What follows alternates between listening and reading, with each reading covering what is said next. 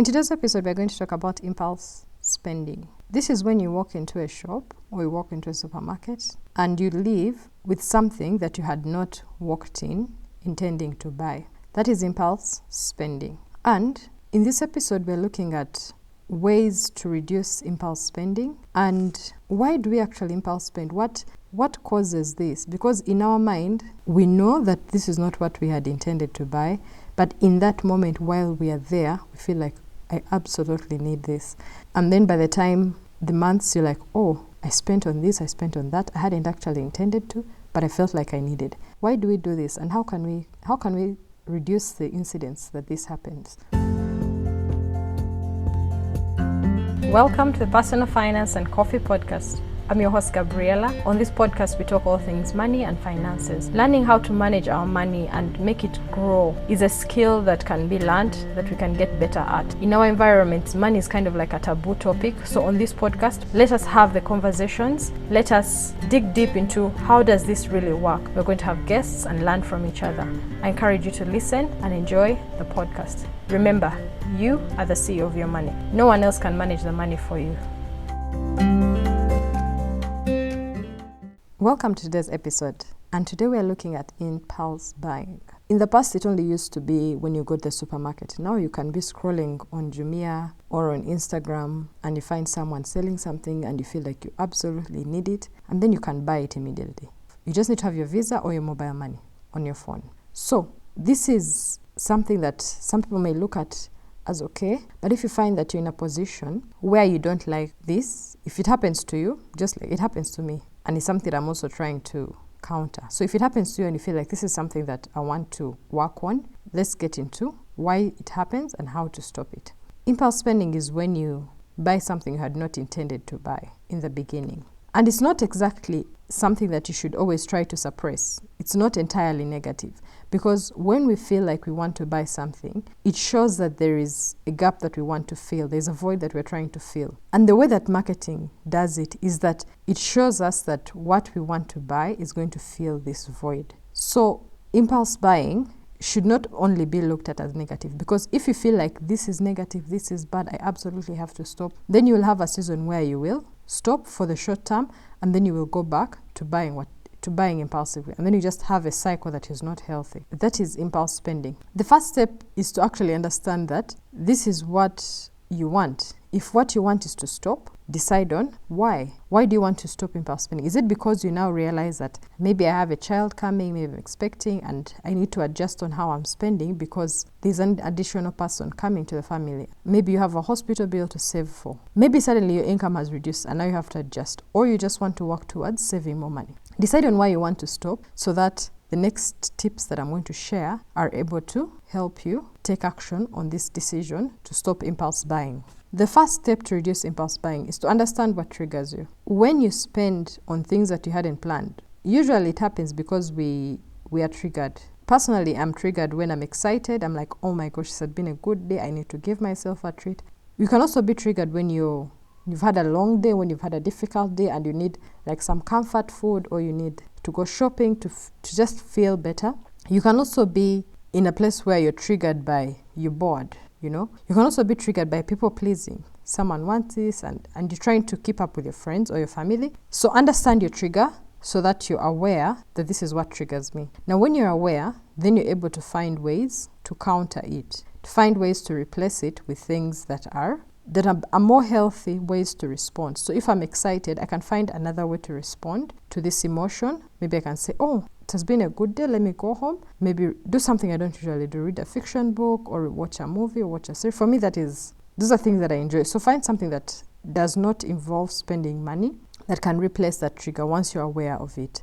Then the second tip is to remind yourself why you're choosing not to spend. As you go through this, every time you're in that moment and you're going to spend, just take a few seconds and remind yourself like, oh, I think I shouldn't buy this because I don't need it right now. Just ask yourself, do I need it, or is it better that I work towards this goal? Then the third tip that I have is that just limit how much you move with. If you have less money on you, cash, don't move with your card.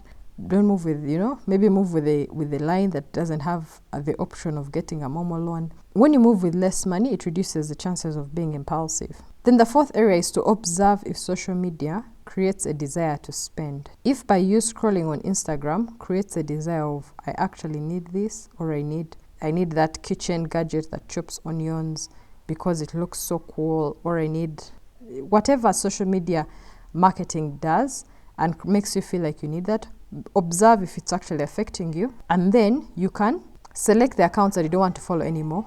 Now, once you observe your social media consumption and you see that it actually triggers you, you can find people that you can decide not to follow anymore, or you can also find ways to limit your social media consumption.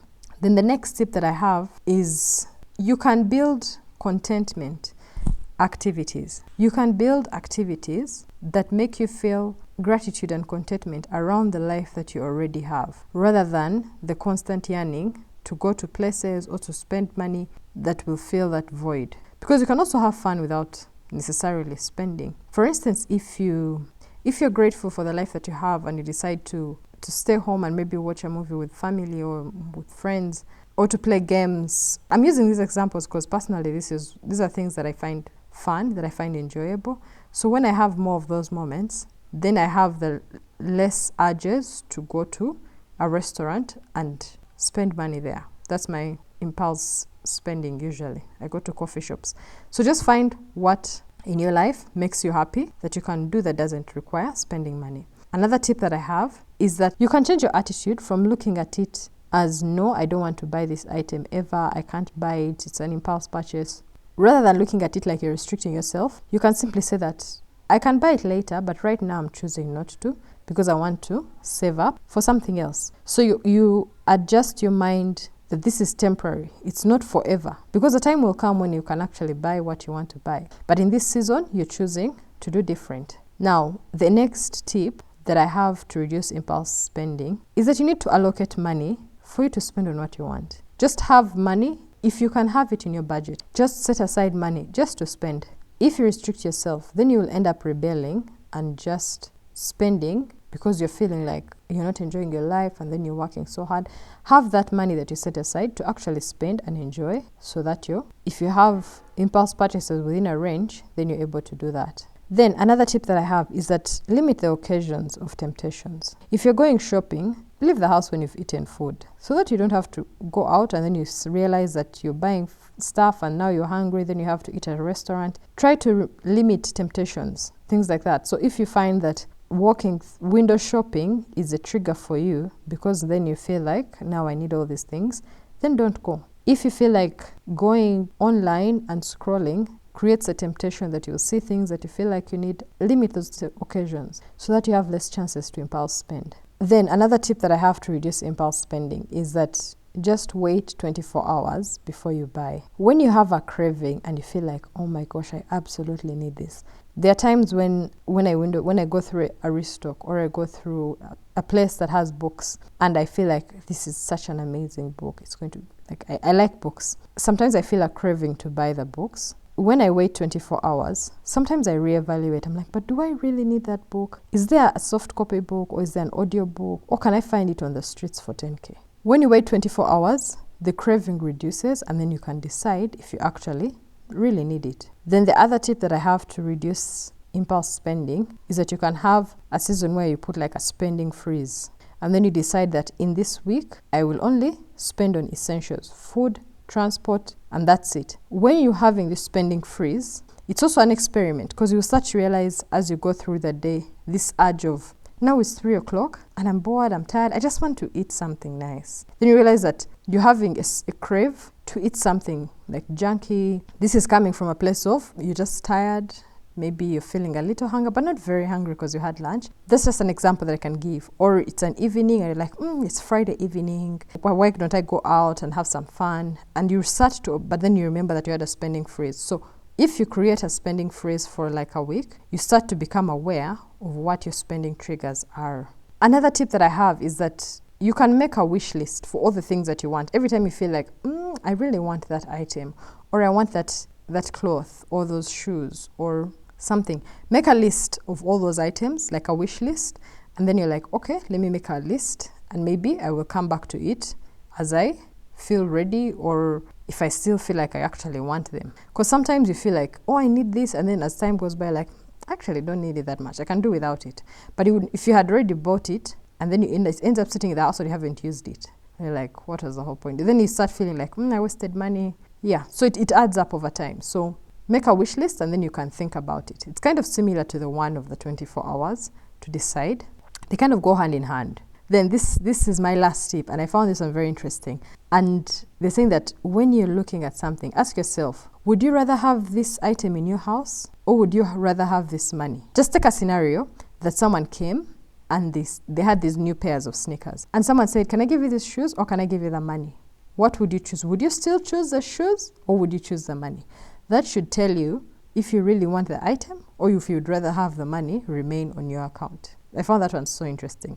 So let me end this episode on that. And the intention of this episode is to for us to become aware of areas that we spend impulsively that we didn't really want to, and see if we're okay with it, or if we want to adjust, and share some tips. Please share in the comments below, what are some of your tips? How do you counter this marketing and the desire, the craving to spend money? Share in the comments below. I'd be so glad to hear your points of view. I haven't listed everything. I'm sure there's so many. These are just a few that I've made.